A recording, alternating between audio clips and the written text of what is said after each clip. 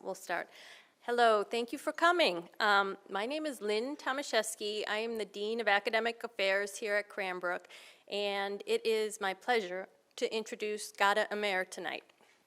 Before I do that, though, I do want to thank the Gilbert Family Foundation for their generous support of these lectures. I hope you will continue to join us for these important talks. The next Academy-wide lecture will be on Thursday, February 29th, and we will welcome Andriana Campbell-LaFleur to the Academy. The full public lecture series can be found on the events tab of our website, if you care to dig that deep. Tonight, I'm happy to introduce Ghada Amer. Ghada is an international artist who makes paintings, sculptures, ceramics, and outdoor gardens. Born in Cairo, Egypt, Amer now lives in New York City. She has a BFA and an MFA from Villa Arsan in Nice, France, as well as an MA from the School of the Museum of Fine Arts, Boston. Amer's work confronts and upends traditional notions of cultural identity, abstraction, and religious fundamentalism, and resists the concrete categories of East and West, feminine and masculine, art, and craft.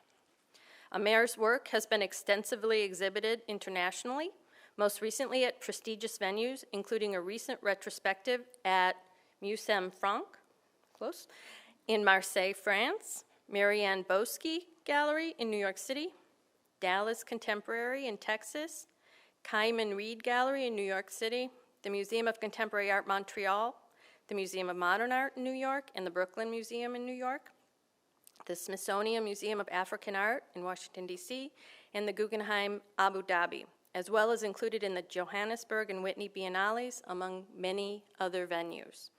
Her work is collected widely and can be found in major collections across the U.S. and globally. So please, help me welcome Ghada Amer.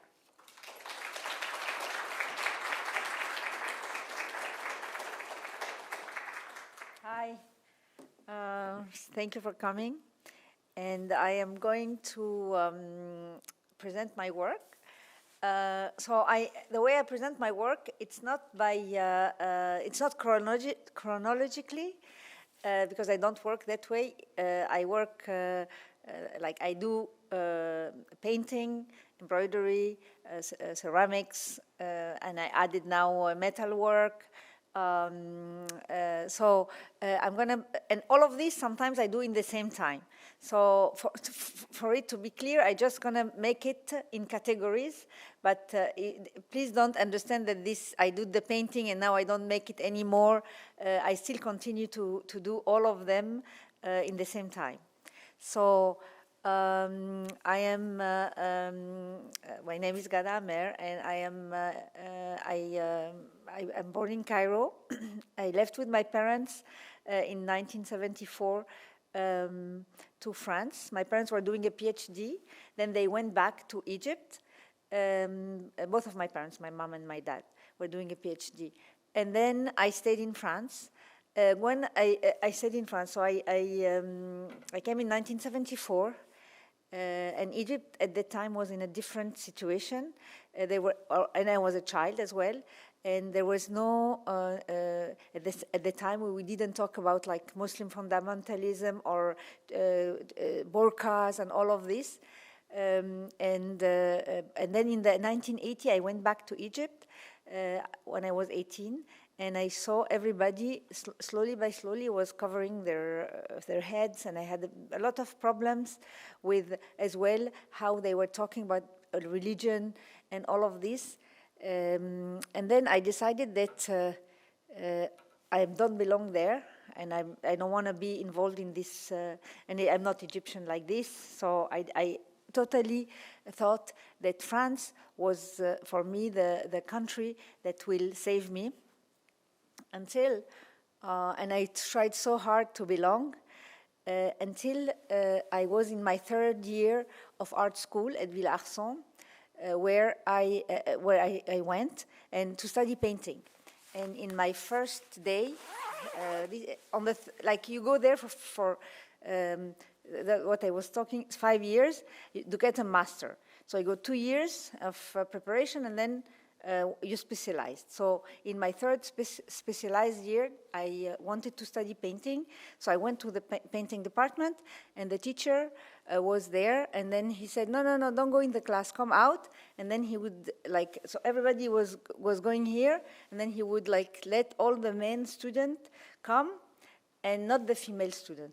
And then he closed the door, and then he said, okay, I cannot teach to women. I only will teach to this man, and if you want to study painting, you have to learn from your male student.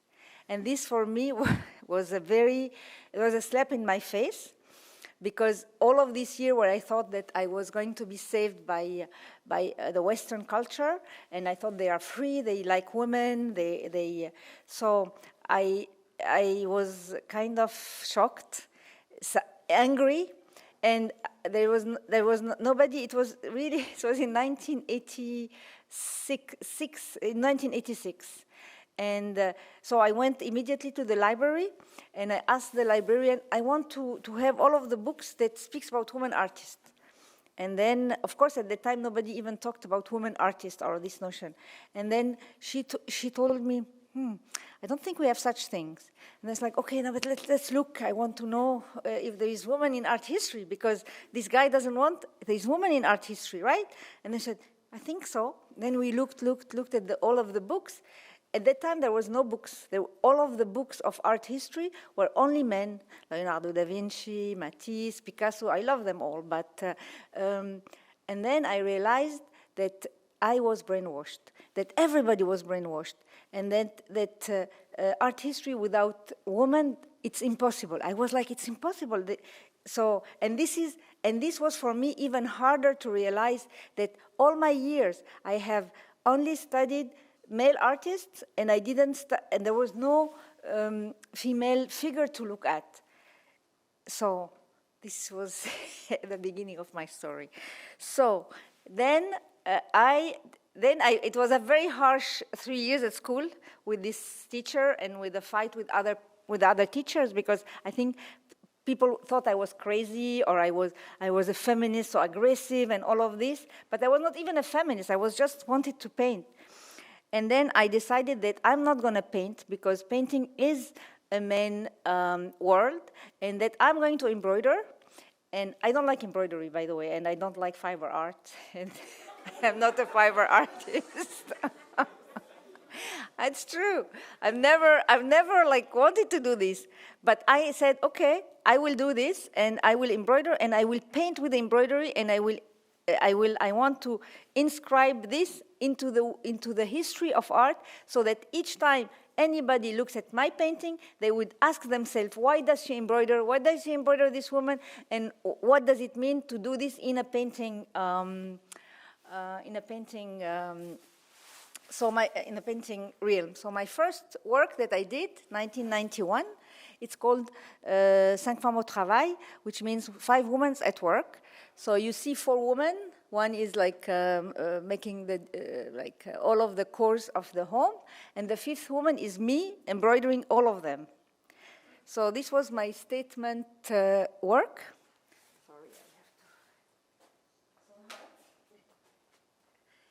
Then, after this, I started to develop my technique of how I want to paint with embroidery. It was something that was very new to me, very new to, I think, to a lot of, painting with embroidery can sound crazy. So little by little, I found out that all of this leftover thread, I can use it as my drips. I can use this to refer to the drip painting, the big male artist that makes the abstract expressionism in America. So I developed all of this, and then in the beginning of my work, there were always women inside their home, and then I decided to take a photo from porn magazine intended for men, and to as well take an image that is very that is from a man's world, and then to submissive, and to embroider them, so it will make a double submission, repeat them, and make a painting out of it. So this was, for until now, this is what I've been doing, developing, I'm starting to be good at it after like 40 years.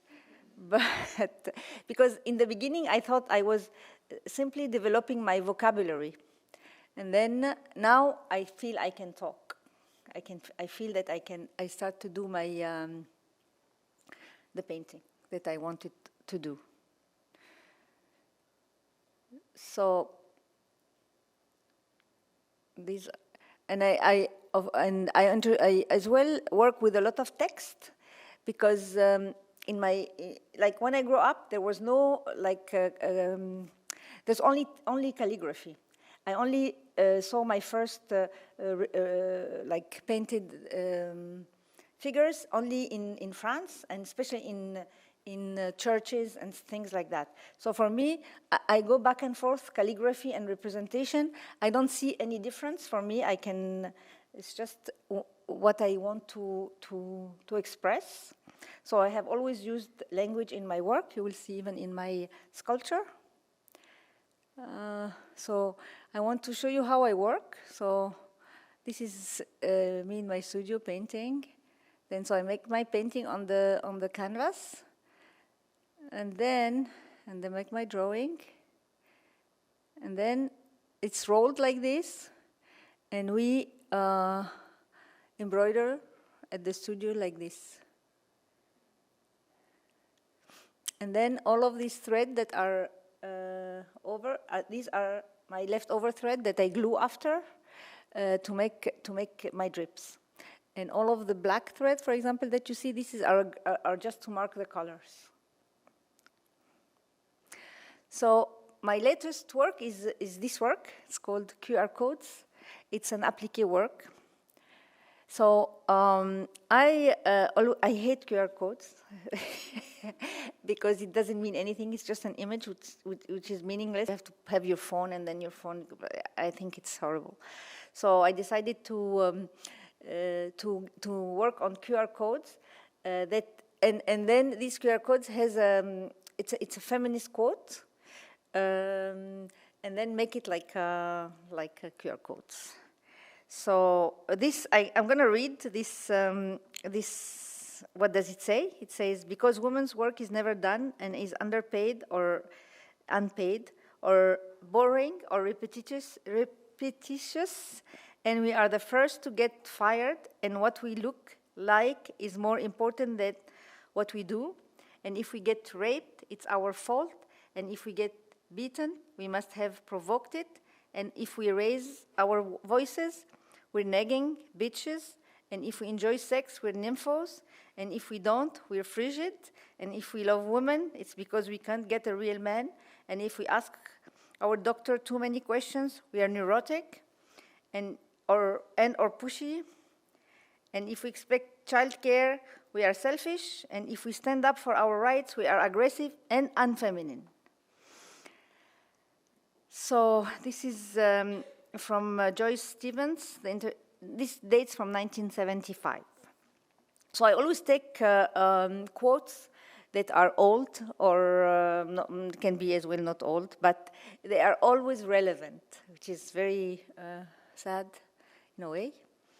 So this technique is a technique that comes from my native countries, and I as well. It was by chance that I started working like this. So I was asked to help these people who does the appliqué work, and these are the tent maker of Cairo, and usually traditionally they are men who does this appliqué work, and they are now less and less. They are almost a dying craft, and some people they want to help, so they asked me to do something, and I was like, well, I don't know if I'll do something, but I wasn't like totally interested. And this is the first piece I did with them. Woman Voice, it says in Arabic. Woman Voice is revolution. And this is the one that gave me the idea of the QR codes, because when I looked at it, it was like, what reminds me of something? And then I said, oh, QR codes. And then I decided to do a whole series about the QR codes. And this So this quote, I saw it in the Arab Spring. It said, "Woman voice is a revolution," but it's only play on one letter. If say it's which says "woman voice is a shame," and if you change only one letter, it becomes "woman voice is revolution." So I'm playing on this. So this is example of my latest work. And then comes the RFGA, and the RFGA is a work, it stands for Reza Farkhande Ghada Amer, and this is, well, a lot of my work, or a lot of things that happen to me, they are accidents, or I got pushed into it. I didn't really, I didn't think, oh, I am so intelligent, I'm going to work with this guy, or no, it doesn't work like this. It's just accidents or things happens to me, and then you have to embrace. That's why for the student, I tell them you have to be really open to anything happens to you. It's important. So Reza and I have met in art school, and he's from Iran. And at the time, there was not a lot of Middle Eastern artists, and I was very interested in, at the time as well, we couldn't as well communicate about what does it mean to be a non-white within the art world. This was a very new concept in the world and in France. So when we were able to speak together about this when we were students, and we have always shared studio. And one day, Reza was very depressed, and then he decided that his painting is making him depressed. So he stopped painting, and then, but he stayed in my studio, and then one day, I came back to the studio, and I saw all my canvas painted. And I was like very surprised, and I was like, oh, you want my stretchers now? He told me, no, I don't want your stretcher. You don't do good painting, he said. You are repetitive and boring. So I am trying to help you. You see, you can have like the background like this. So so I was very upset, but in the same time, like, yeah, he's right. So I took, it's true. You know, like when you are traveling a lot and then you don't have time to think about, so you do the same thing, it becomes repetitive, boring, and not good. So he painted. He started to paint this canvas, and then I started to draw, and I said, but I don't like this.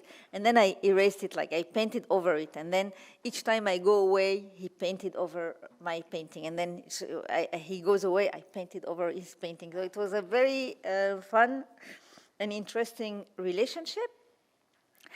Then at some point I told him, okay, we have to sign together because this has become a collaboration. And he said, no, this is not a collaboration, because you know that if I do painting, I'm going to get depressed again. I told him, no, but it doesn't work like this. Anyway, he refused to sign with me. And that's why I invented this acronym RFGA, which is Reza Farkhande Ghada Amer. So these are like this. So we are still doing this, and even though now he knows that it's not the painting that makes him depressed. So this are some of the work we do together. Until then, we decided that we are going he's going to sign with me, which was great, but it was kind of too late after 7 years that he was doing so we decided to do on a new body of work that I cannot sign all of the painting that I sold, and then he as well would have told me never to say the story that he's collaborating. So I was not allowed to say the story until now. I'm allowed, of course. So in 2005 we started to say that we collaborate, and then we decided to sign things together, which was horrible for my dealer, but it's good for because it's not good for the market, because you see the people, you are a brand, and with another artist is not a brand, and all of this horrible bullshit for me, things that I don't like, because you have to look at art, you have to understand art, not because you're a brand. I don't like a brand for artists. I hate it. So these are some of the works we do together. These are all prints or drawings. We started with prints, with printmaking in the beginning, and then we started with drawing, and then we went into printmaking, and then we go back to drawing like this. So, but our prints usually it's more unique. We have very rarely edition work, and the way we work as well, it's very fluid. I'm going to show you. So these are, some of them are huge, some of them are, but usually it's very big. So these are some examples of the work we do together on paper.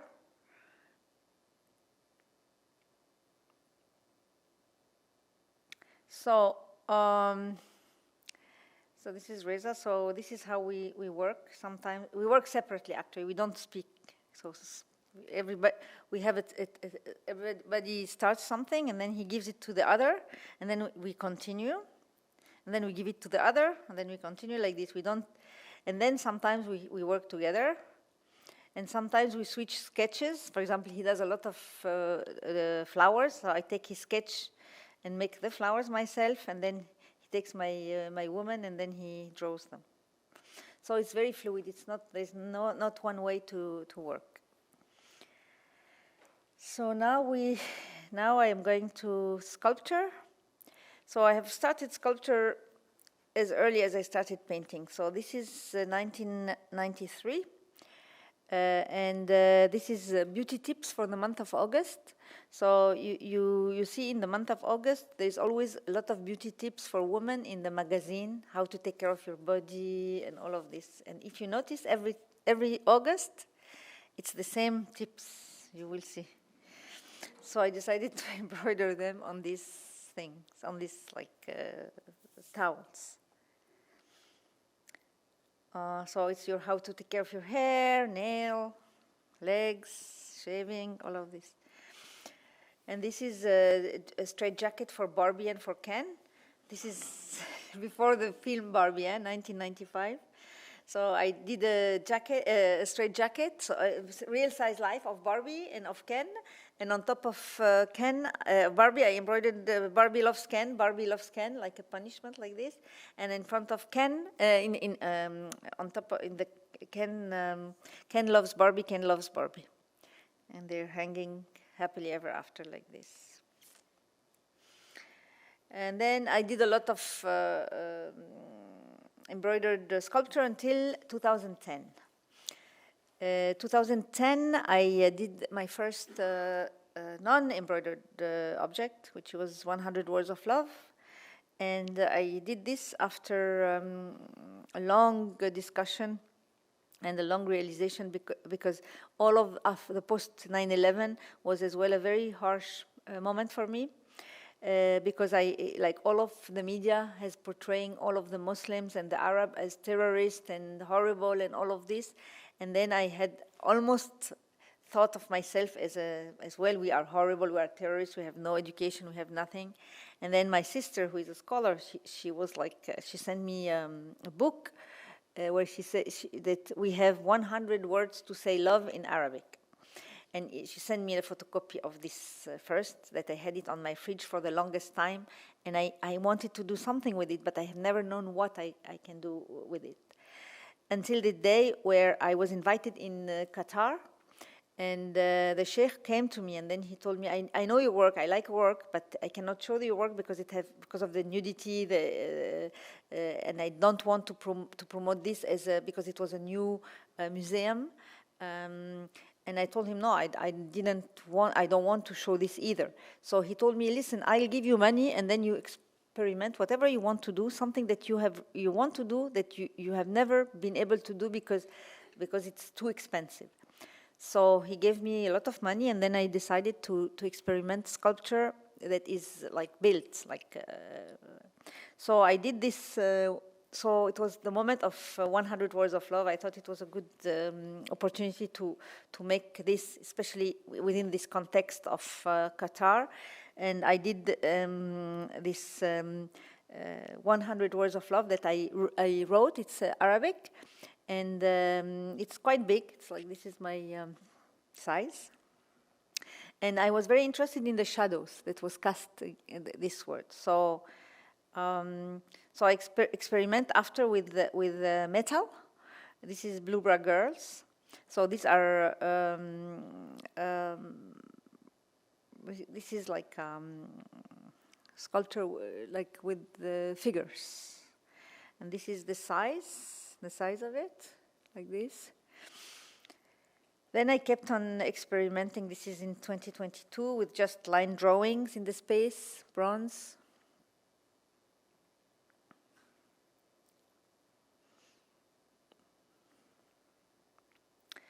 And this is the latest work that I have done. And all of this series comes from my ceramics that you're going to see after.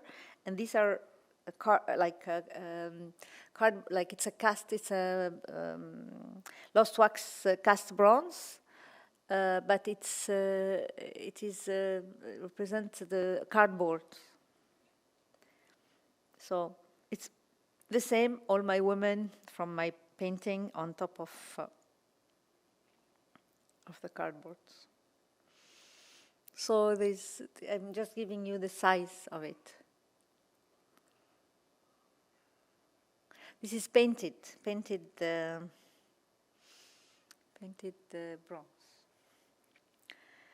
So the next as well things that I do are gardens. So gardens I started in 1997. And I started doing garden in France, where I was invited to do a show in the south of France, and I went, and I had no intention to. I didn't even know I was invited to do something outside. But when I came, I was told, no, your space is outside. I told them, no, I cannot show embroidery outside. And then he told me, who told you want to show you to embroidery? I said, well, this is what I do. He said, no, you have to explore something new. And I was like, this is a waste of time. I was upset. And then he told me, yeah, you have to find a solution. And then he left, the curator left me, so I was like, okay, what would a woman do? I went back to my 5 women at work. What would a woman do outside? I said, gardening. I was like, great, I'm going to propose for him a garden, and then he's going to hate me, disinvite me, it's fine. And then he said, I love it, it's great, let's do a garden. I'm like, okay, let's do a garden. So I did my first garden, and it was like a disaster. Technically, it was disastrous. But of course, I've never worked outside in my life. Then, I don't know, Rosa Martinez, another creator, heard about it, and then she called me, and then she told me, I invite you to make a garden. I told her, but I can't. I said, hey, you're going to do a garden with me. So I went to Valencia, and I did this garden, my first garden, which is cactus painting. And it is, of course, the Frank Stella, abstract painting with little cactus phallus like this. And in the middle of the show, I think the people who gave us money, they just didn't understand, so they took the money out, and it has always remained unfinished. So I've never finished this until 1998, where I got the opportunity to do it back to its original, to the form that I wanted to do and finish my cactus painting. So this is, this was during my show in Tours. So this was my second garden that actually is considered my first garden. Then I did, so all my gardens are very political. It's like very, so this is called Women's Qualities. And my the first time I did this garden was in Busan. When was it? I don't have that. 2001, probably.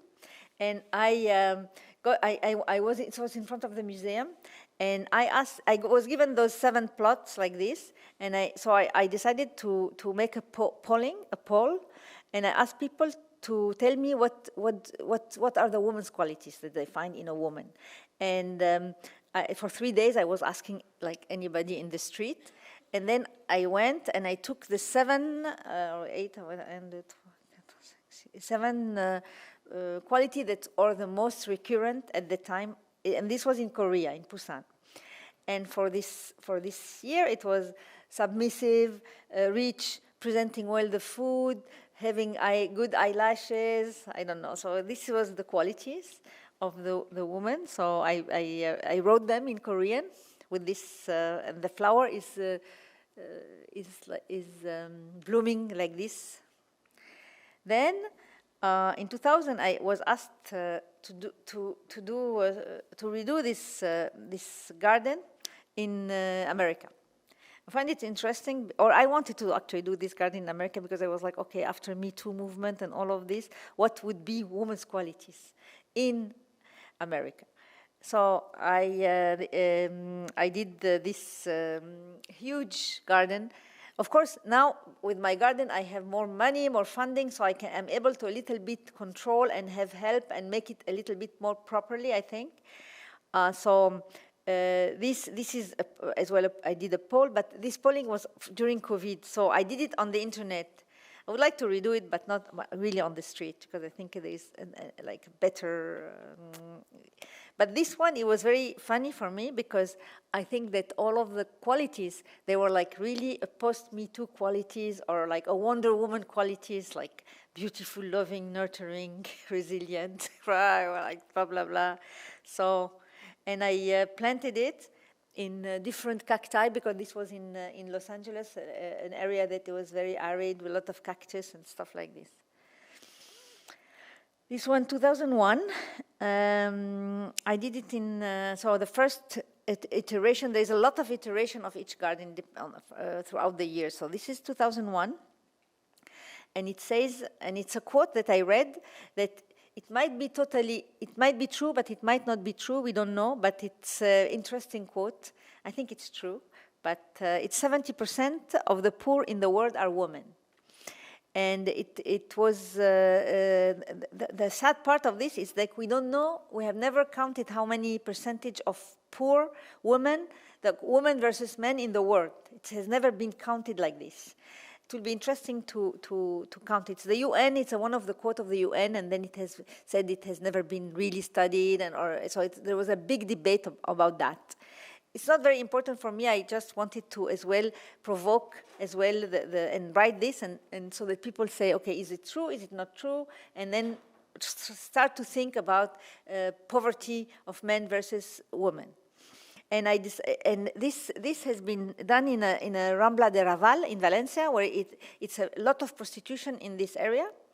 And the police had done a Rambla to control the area. So what I did is I made sandboxes for children, and actually for women who are taking care of the children.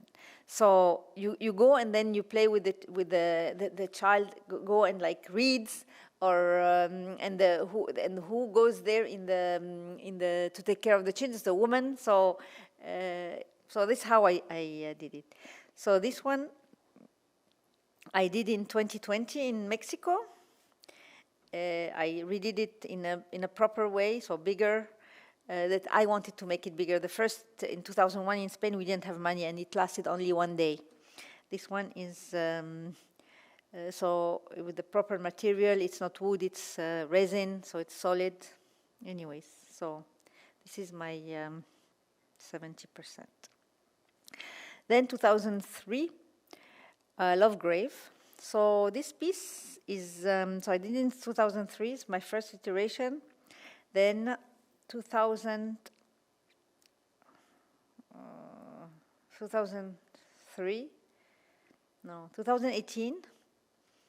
then 2020. So for me, this piece, when I started it,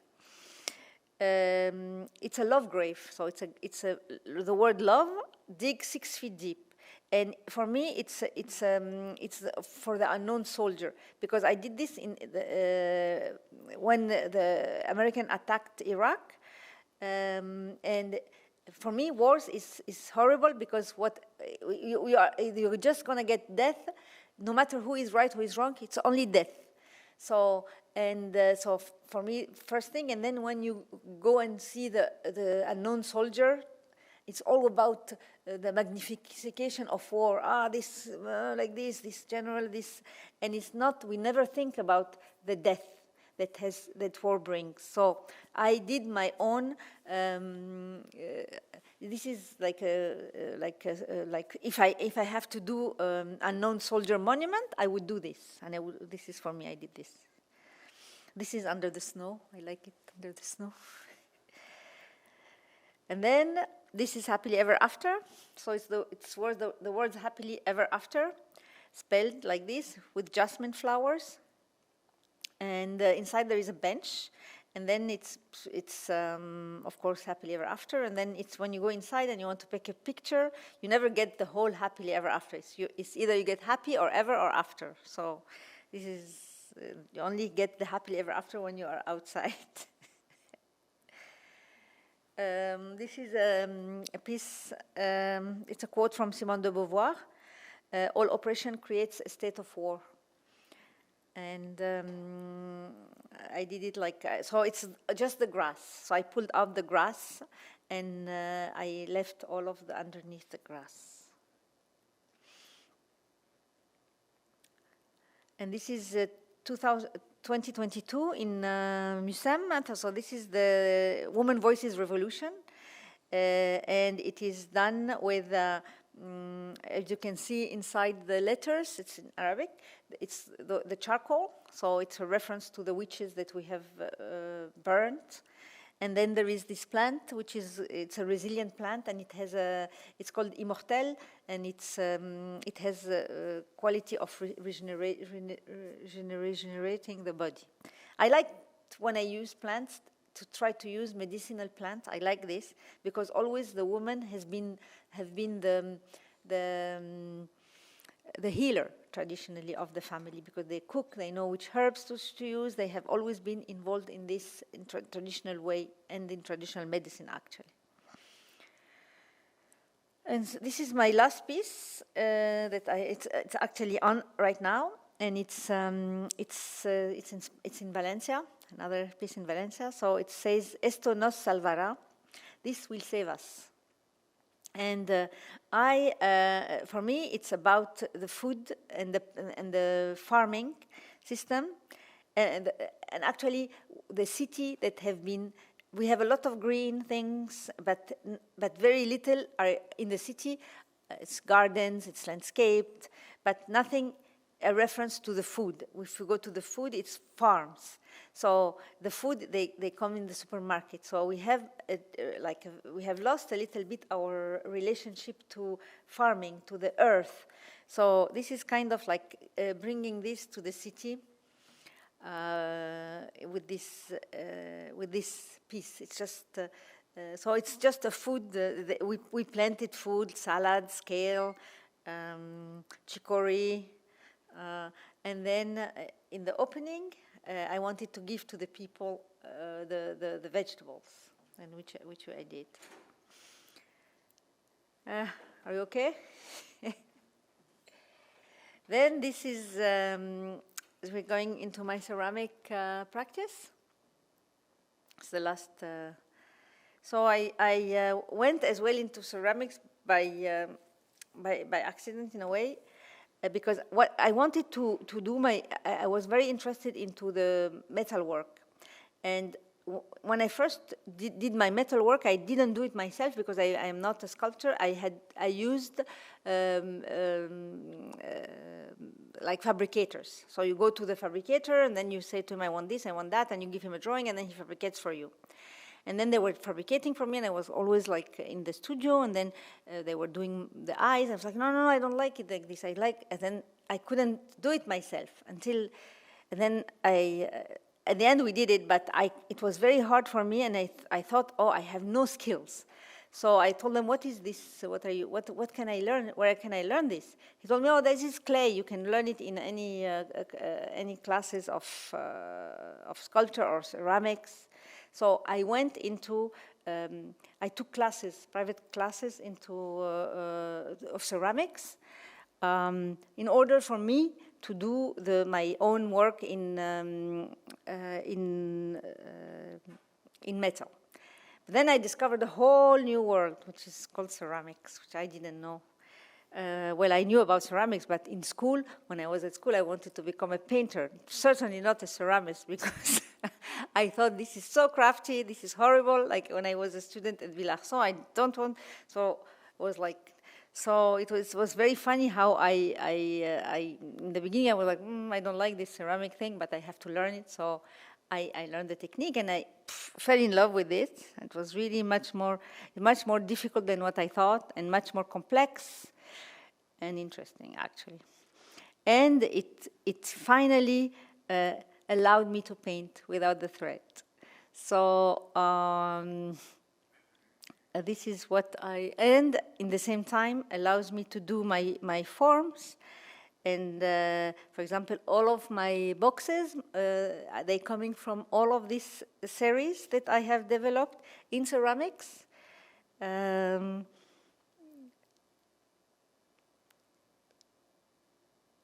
So this is all the first boxes of my tall boxes that you have seen that I have been developing.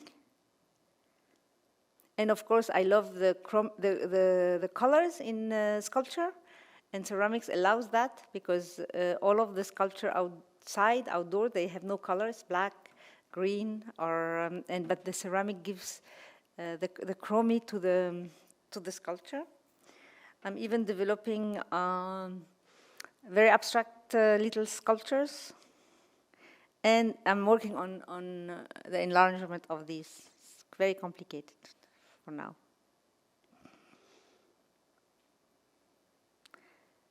So that's it. So if you have any questions.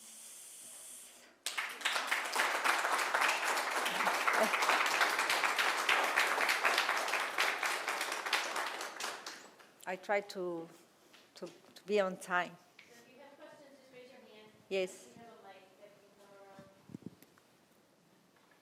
Yes. Quite a simple question. How Yes. big were the ceramic boxes? Are they? The boxes are big for ceramics, like this and this. They're difficult to make. That's why. Thank you. Yes, I like them too, but difficult. Yes. I was just curious if, like, the revolution in Egypt in 2011 had, like, any impact on your work as well. Well, when the revolution happened, I couldn't work. I stopped working for a year. I couldn't. I just was glued to the TV anyway. My parents were there. I was very worried.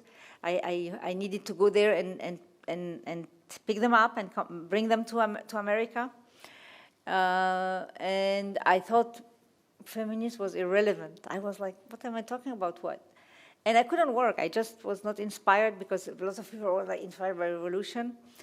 The only thing that I did is like, you saw the Blue Bra Girl, like this very, when I said the Blue Bra Girls, this, I show you.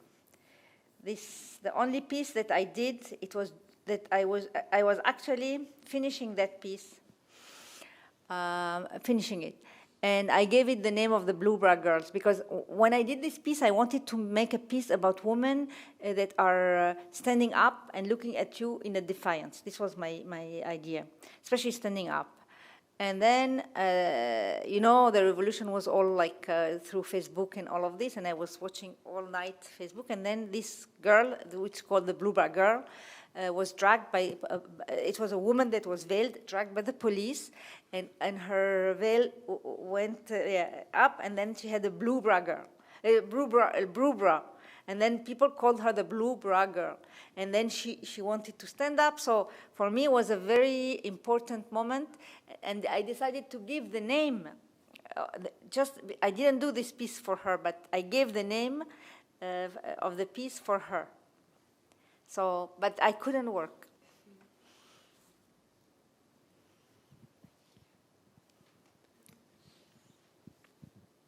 I can't work in traumatic situation. I get upset after. But in the moment, it's just, I don't know what to say. I don't know because I need like some gestation or to digest because otherwise you are angry, but it just goes everywhere. It's not focused. Yes.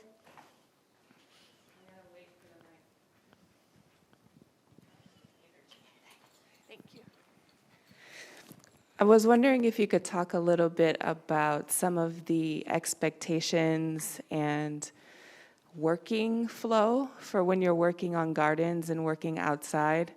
So some of, maybe for example, a maintenance plan, the kinds of things that you don't have to think about in the same way with making work for indoors. Could you talk through what it feels like to be working at that scale and outside, and how it's different maybe in some of the expectations? Well, it's much more difficult, much more expensive. It's not only the maintenance, it's you have to have like how to fundraise. I work now with architects, with engineers. So it's like kind of like making a building, you know.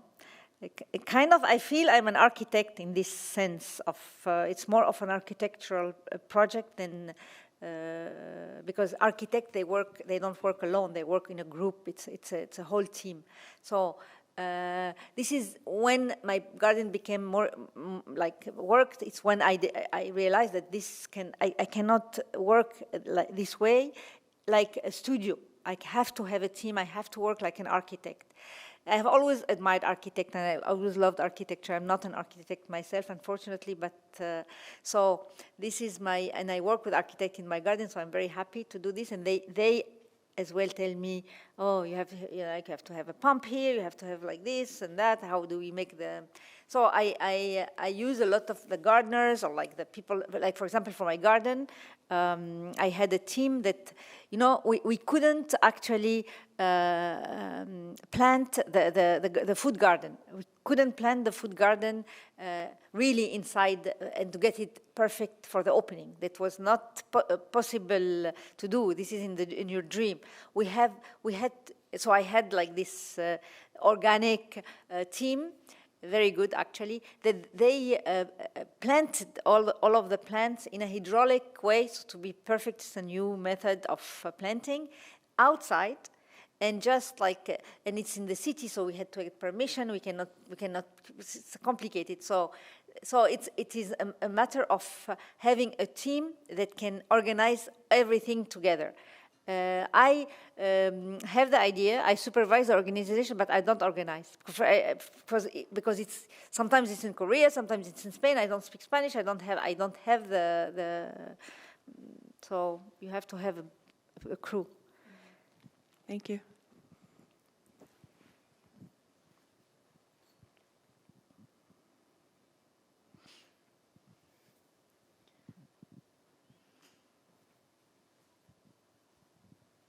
Hello, thank you for your talk. I was wondering how you feel women are considered in the art world today, after you told us the story about looking for women in the library. I'm curious better. how you feel now. It's better. There is as well some books. We speak about it, even in France there is books now. So it's much better. At least the elephant in the room is, we can see it a little bit. Thank you.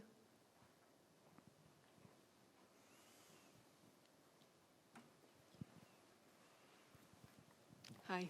I wanted to ask about the text pieces that are garden pieces that you have. They're more like the pots for the garden, or for the pieces. Women's qualities? The like you had ones that were creating the garden, but they're above the ground, and you're planting the cactuses in them. The women's qualities. The women's qualities? Yes. Yes. Sorry, I didn't understand what you said.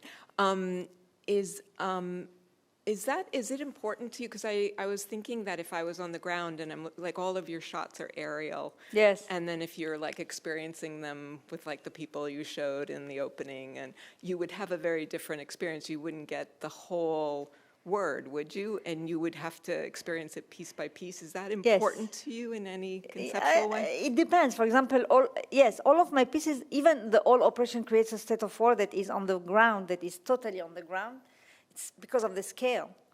You cannot read it. you have to read it kind of like my painting. You just see something or see, for example, Esto no salvará is like a piece. When you see it, it looks like an abstract things. I can show you like this. You just don't know. Like you see letters, like what does it mean? Like it's more important for me. I don't want people to read it as an aerial shot. I'm just showing for you as an aerial shot. I want people to go and say like, what is this? And like, oh, it's an S, it's a T. Even today, 70%. The scale. It's more of the scale. The scale is so big that you just cannot see it. So you have to come and discover. And I like this aspect. I don't want to have it straight in your face. It's not very interesting for me. Thank you.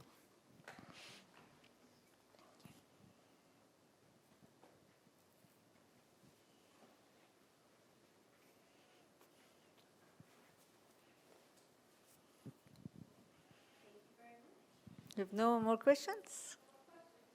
You have a question, yes. Tell me. Yeah, go ahead. Yeah, don't worry.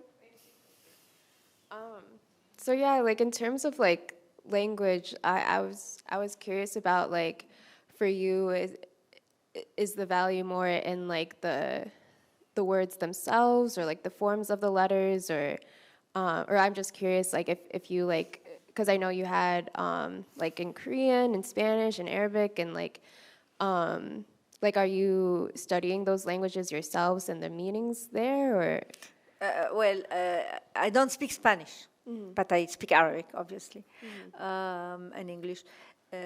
No, it's Korean I don't speak. No, it's because for me, if I do a garden in Korean, it has meaning. It has to be, people has to read it, you know, so it has to be Korean. If I do in Spain, it has to be Spanish. The only one that I did in Arabic was in Marseille in France, but Marseille is almost half Arabic. You know, if you go there, it's like so Arab. And this piece actually was supposed to be in Saudi Arabia, and they didn't want it. They want me to make a piece, but they don't want to have anything. They don't want a piece that says revolution, like because of the word revolution. So like, okay, I cannot make a piece for you. Just a garden. My garden are like this, so they have to have a meaning, and so I couldn't do it.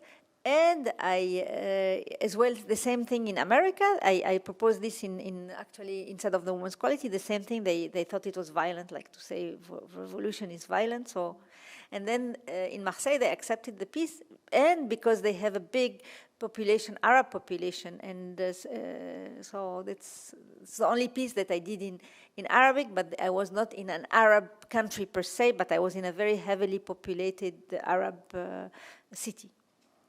Can do it in Detroit. Yeah. I had a second question, if that's Sure. okay. I was curious too about you know, like with Egypt, if in terms of any like cultural motifs or any like I don't know, maybe like pharaonic influence, if that's ever a part of your work at all or something you ever explore. Pharaonic, no. You know, when I when I grew up, I'm like, I am a painter. I'm not going to do anything to do with my culture. And even Arabic came very late in my work. It came only in the Arab Spring. After the Arab Spring, I'm like, okay, oh, the women, they are feminists now here. I didn't know they were as well. So I decided that I can use the Arabic language because I have people that can understand, like I can talk to. So for me, it was... then when I decided to use the Arabic, but I did not want to use it before because, and then when I go back to Egypt now, it's funny because I go to see my work and I was like, oh, the embroidery that I have, there's a big tradition in Egypt of embroidery, and I had totally not. For me, I was not because of this I did, but obviously like. It comes through back doors and all of this, but wasn't a conscious. It wasn't a conscious decision. Oh, because I am from Egypt, I have to use even pharaonic thing. Pharaonic thing, it's weird because it's for me. It's for tourists. I love pharaonic things. My name on Facebook is Hatshepsut, so I have a pharaonic name. So, but maybe, but. Even when I went in the pharaonic, like I love like to go to the site, like all of this my women are like repeated like this, and I was looking at the bas-relief, and there were all of these repeated goddess. I'm like, woo! I took picture, like, So it's not a direct reference. I'm not even aware of it. I'm discovering now after 40 years of work. So. Thank you. Yeah.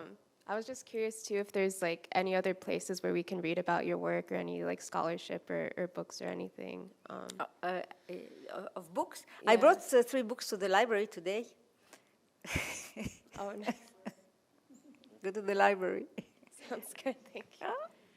Well, there is books who have been like published like book. I didn't bring you the books. I brought you catalog because the books you can always find them, but the catalogs is harder to find them to buy them, and I couldn't carry. I wish I could, but I brought 3 in the library. The first thing I did this morning, very important for me. Yes.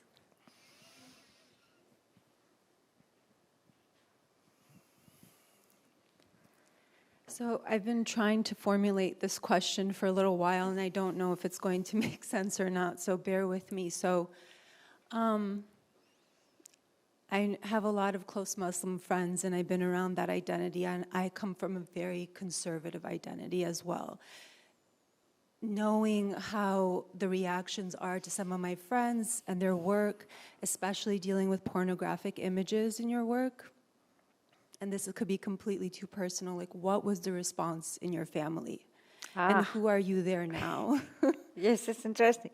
There's a film that Francesca Clemente did, like she's the daughter of Clemente.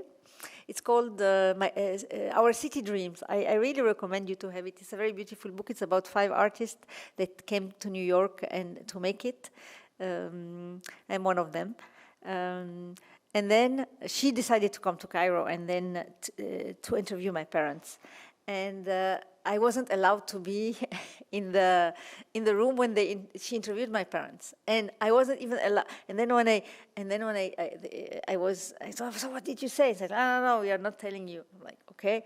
So I knew that my father was supporting me. For example, like he would read everything I was coming out of like when I had the press, everything, show, he was very interested. My mother, not at all, and she thought I was going to go to hell, that I am that your father is like encouraging me to do those nude, she calls them nudes, the nudes. And she was like totally upset all the time. So I know that my mother would have, like, I was curious to see if my father, what would my father say? So I only got to to know and to look at when we projected the film, like in the opening, when I was invited in the cinema, and it was it was one of the funniest thing. It's just like my father, so she asked the question, so do you like her work? And my father and mother look at like this, and then and then my father said, no, my mother said, from far, yes, but not from close. And my father, who is a diplomat, he's a diplomat. This is his profession. So he's like, Then he said, no, I don't like the work, but she's our daughter. And we love our daughter. So this is what was his. And I was very upset. I was like, And so obviously they didn't like my work. And what about now? Has that feeling changed? My father passed away, unfortunately. But he was very proud of me. He didn't like my work, obviously, because he said it. He was like, my mother, she likes my garden. My mother, no, she does like my work, but she doesn't like, even my sister, I have a very religious sister. She doesn't like the erotic work. This she doesn't like at all. Some of them she's fine with, but no, they don't. It's okay. I just have to say, like, I do commend you for stepping beyond that, because I know those kind of pressures and the structures And breaking away from that is quite beautiful to see in those structures too. So thank you. You're welcome. It was hard on me because when I started to do, I was like, I'm going to use him, not, because I always liked to do the nude. I always have loved to, my favorite class in school was the life drawing. It was my favorite class. I was all the time there. And, but when I decided to use from the erotic and pornography, it was a big problem for myself first. And then I said, if I cannot do this, I cannot become an artist. This is what I said to myself. It was difficult on me, because I said, what do my parents will think? What do my family will think? And I said, I don't care. They think whatever they it was hard, but you need to do it sometimes.